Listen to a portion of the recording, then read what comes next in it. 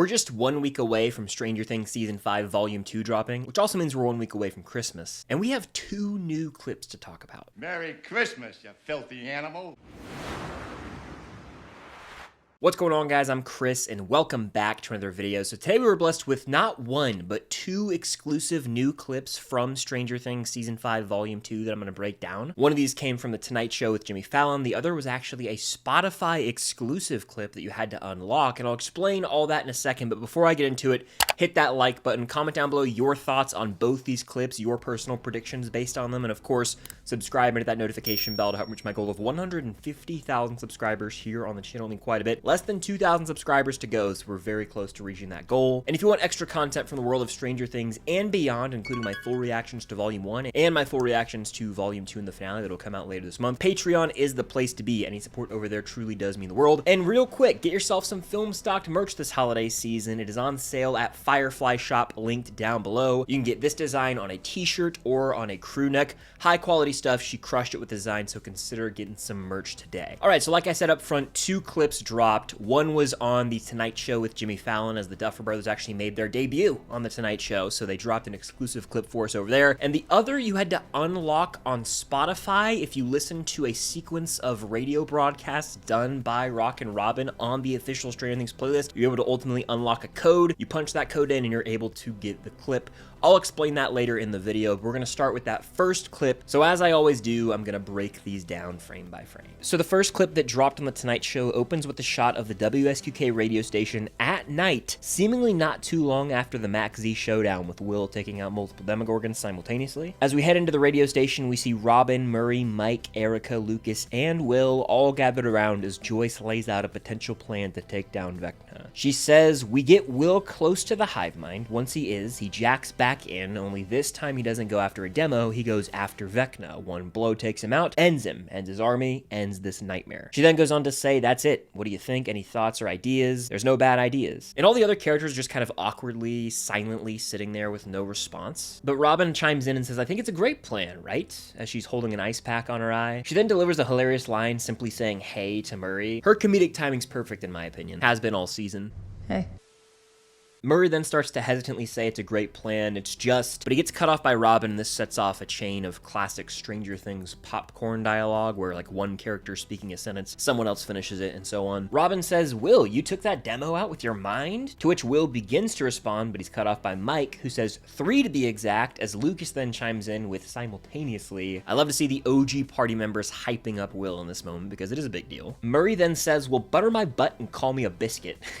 Can't even with that line. As Robin adds, "a real-life wizard." Will's kind of shrugging back and forth as Erica claims a sorcerer, actually, as his powers are, and Mike finishes the sentence by saying innate. Lucas kind of pushes back, saying, "Why does it matter?" To which Mike and Erica claim, in all caps, pretty much, "It matters." The clip ends with Joyce saying, "Can we all just focus, please?" Overall, this clip showed some of the group dynamic and mainly their reaction to Will having powers. We haven't heard them speak on this, obviously. The big cliffhanger at the end of Ep 4 was, oh crap, Will has the ability to access these powers, but we haven't seen the other characters talk about it. Well, here they actually address it, and there's an acknowledgement that Will really has become a sorcerer. Robin has some funny moments to shine with comedy, and seeing Joyce try and rally the troops and lead them, to me, made for some funny and awkward moments. Now, whether or not they're actually going to go with Joyce's plan or not is to be determined. We'll see.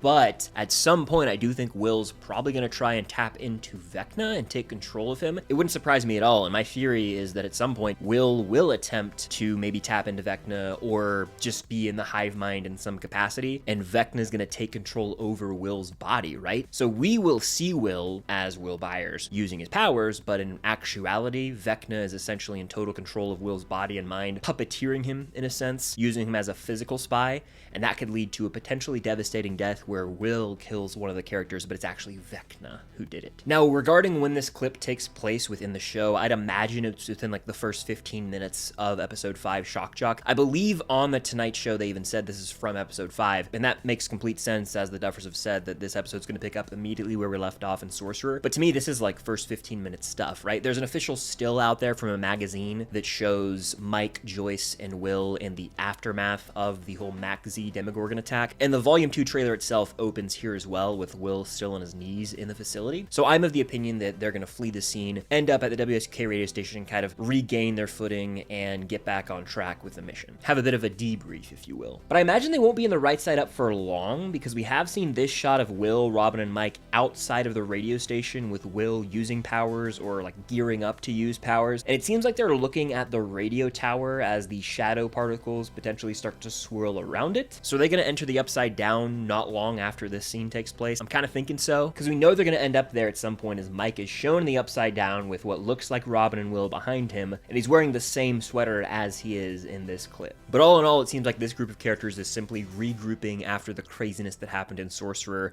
They're all kind of finding their footing again and gearing up for the rest of the final mission. I believe what's next will heavily rely on whatever goes down with Steve, Jonathan, Nancy, and Robin in the Upside Down, because as we know, there's going to be an explosion in the sky overhead of Hawkins' lab. That seemingly is going to be the catalyst that moves the back half of this season forward and could lead to some crazy reveals and revelations about the Upside Down's origins. But before moving on to the next clip, I have to talk about the end of the Duffer Brothers' appearance on The Tonight Show. They were given a bunch of season 5 Funko Pops of different characters and told to sort of tease what happens with the end of the show. One of the pops is of 11. They put her in a glass of water. That makes sense, as we have seen her obviously getting ready to go into the tub at Hopper's cabin. But there is a shot of the Henry / Mr. What's-It pop with Will Byers on top of it and Vecna on top of that, teasing the connection between Will and Vecna and how important that's going to be. But they did troll us. I have to bring this up. They knocked over the Steve Funko Pop off the edge of the table, so a lot of people online have been going crazy saying, oh my gosh, they're going to kill Steve. And to me, they would not have done that, and they would not have included the if you die, I die exchange between Steve and Dustin in the trailer if he was actually dying. I feel like they're just kind of going in on that because it's a trendy thing on social media and they're aware of it. It's trendy to say, oh, Steve's gonna die and he's gonna die on Christmas night. It's gonna ruin Christmas dinner. I think in reality, he's gonna make it out and they're just trolling us because they know he's gonna be safe. You die, I die.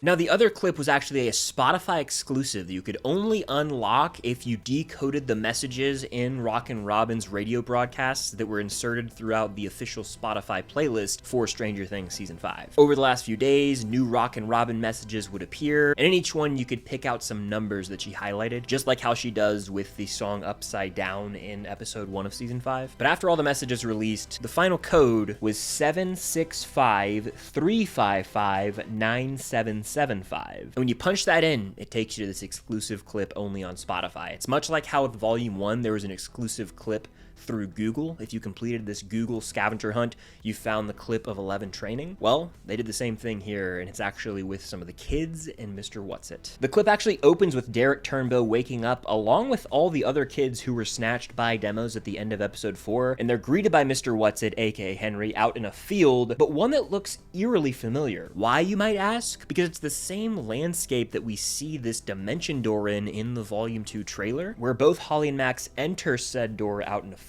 So now we know that this seems to be the location where those who are taken arrive in Camazotz, further expanding this mind prison of Henry Creel. Henry then begins a voiceover that turns into him speaking to the kids all sitting inside the Creel house. He says, your memory of what happened, of how you came to be here, might be foggy, confused. The monsters, they tried to take you, but I saved you just in time. This place, my home, is now your home too, your sanctuary. As long as you do not venture out into the woods where the monsters live, you will be safe here. Now, I know many of you are wondering when the rest of your friends and family will join us here. The difficult truth is there's more at stake than just the lives of your loved ones. I don't wish to frighten you, but I believe you are brave enough to know the truth. And that's where the clip ends. So as he's voicing over and then ultimately sitting the kids down to say this, we see him guiding all of the kids into the Creel house. Holly even runs out to greet a friend. And as all the kids enter the house, we can see Max looking at them through a spyglass. So to me, it's pretty clear that her and Holly have some sort of plan cooked up that's just going to require Holly to play the waiting game, letting Henry think, oh, Holly has no idea that Max is out there and doesn't really know that she's in Camazotz, but in reality, like I said, patience is key and they're playing the long game for the right opportunity to strike. We also fully know that escape from Camazotz could now involve getting all of the kids out, not just Max and Holly escaping, so that'll be fun to see. And it's interesting that in Henry's voiceover, he warns the kids not to go out into the woods as the monsters are there. However, everything out there is just Henry's memories. Some of those we know he fears, as dark memories are out there as well. So I kind of view this as a manipulation tactic in a sense. Like, he doesn't want them to venture out there because if they do end up going to the caves or near other dark memories of his, he might lose them, right? Lose control over them because he refuses to enter those parts of his mind.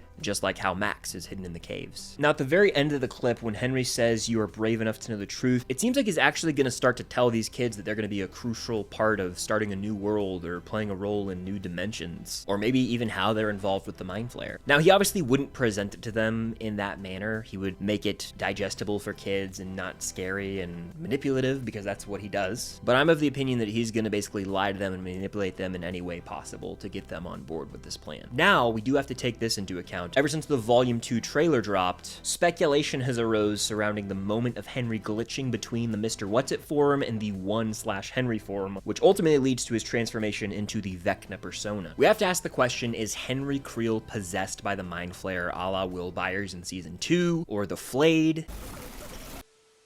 And because of that, the Vecna body is essentially a host, whereas Henry is a prisoner in Camazotz, which is actually not only his own mind, but something involving the Mind Flayers as well. If so, is the Mr. What's-It persona actually when Henry has control, and he's fighting off the transformation back into Henry/1 or Vecna? Or is Henry only able to present himself as Mr. What's-It for certain amounts of time? We know this is the persona he takes around the kids to sort of make them feel more comfortable and present himself as this imaginary friend, but what if Max is also present in this moment, and therefore he starts to glitch between forms? Another potential option is that something might be happening to the hive mind here, right? Maybe Will is tapped in, or somehow they're inflicting damage with shocking that Demogorgon, and this could cause Henry to sort of glitch between forms. Taking it even further, what if this is what happens to Vecna/Henry/Mr. What's-It/1 whenever Will uses those powers? Because we actually haven't seen what happens to Vecna when Will taps in and uses Vecna's powers, so maybe this is that. It creates this sort of glitch in a sense. It's going to be interesting to see what comes of both these clips and where we're headed in episode 5 Shock Jock. But all around, both clips got me more excited. I mean, I can't believe we're only a week away from Volume 2. The wait really hasn't been that bad, if you want my honest opinion. Every day has kind of flown by and we're nearly there now, so the wait's almost over. But the best part about this is while we do have these 2 clips and a Volume 2 trailer, I don't feel like we've seen too much. I think the Duffers are really good at showing us moments without context and saving all of the truly important reveals or moments or scenes for the show itself. But only 1 week to go, and I can't wait. I'll be covering it all along, leading up to, and of course after it drops. But what do you guys think? How are you feeling about these 2 clips? Let me know in the comments down below, and hit that like button.